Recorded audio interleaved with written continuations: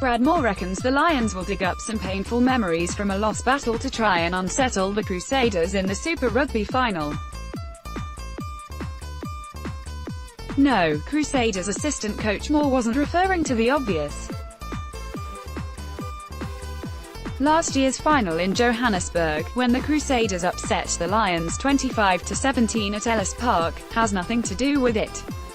Instead, Moore tips the South Africans to reflect on their 20-3 loss to the Hurricanes in the 2016 final in Wellington to better understand what's required to succeed in a high-pressure occasion on a winter's night in New Zealand.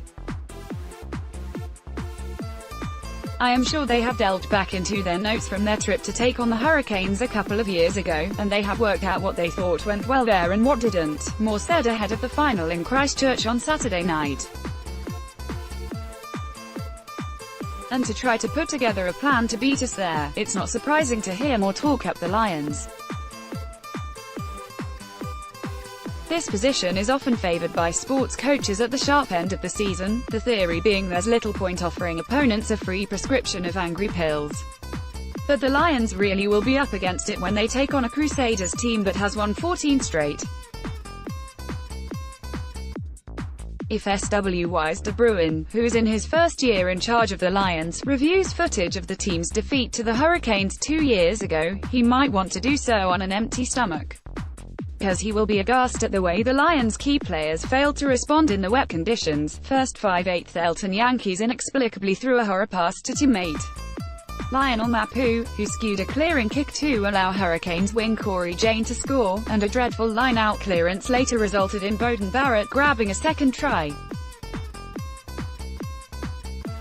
The long-range forecast suggests rain could fall in Christchurch on Saturday night, and even if the sky is clear the ball could be slippery with dew.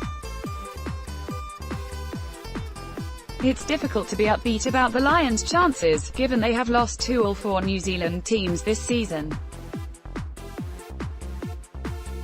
The Crusaders won 14-8 at Ellis Park on April 1. The Lions' backline attack can be lethal, although the real danger lies in the line-out drives, with robust hooker Malcolm Marx scoring 11 tries. Their defense is less convincing. While the Crusaders have conceded 17.6 points a game, the Lions have posted a figure of 26.8. The Lions have only made 2 appearances in Christchurch since 2010, a reflection of the skewed Super Rugby structure and the fact the Joburg team was kicked out of the competition by their national body in 2013. Crusaders coach Scott Robertson is unlikely to allow sentiment to cloud his thinking in terms of selection, and popular loosehead prop Wyatt Crockett, who is finishing up after 13 seasons at the club and wasn't picked for the semi against the Hurricanes, may not be required for the match day 23 when it is revealed on Thursday.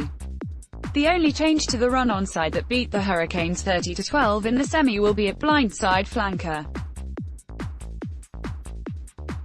With Jordan Tafu ruled out with a broken arm, Pete Samu is likely to be preferred over Hayden Bedwell-Curtis. Careful analysis is a must this week. New Zealand sides, you tend to feel you know them so well, Moore said.